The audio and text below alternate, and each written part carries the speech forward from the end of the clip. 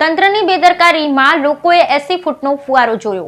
ગોંડલ શહેરમાં પાણીની પાઇપલાઇન તૂટતા હજારો લીટર પાણીનો વેડફાટ। ભાદરવના પીવાના પાણીની પાઇપલાઇન ગોંડલ શહેર પાસે આવેલ ગોલ્ડન સિટી નજીક તૂટી। પાણીની પાઇપલાઇન તૂટતા 80 ફૂટ ઊંચો ફુવારો ઉડ્યો। એક જ જગ્યાએ વારંવાર તૂટે છે પાણીની પાઇપલાઇન। 80 ફૂટથી ઊંચો ફુવારો ઉડ્યો અને લોકોએ ગરમીથી રાહત મળી, પણ એના બદલામાં હજારો લીટર પાણીનો વેડફાટ થયો। લીલાખા ગામ નજીક આવેલા ભાદર ડેમમાંથી રાજકોટ શહેરમાં જતી ભાદર પીવાના પાણીની પાઇપલાઇન ગોંડલ શહેર પાસે આવેલા ગોલ્ડન સિટી નજીક તૂટી જતાં 80 ફૂટથી વધારે ઊંચા ફુવારો થયો અને આ ફુવારાનો નજારો અનેક લોકોના મોબાઈલમાં કેદ થયો।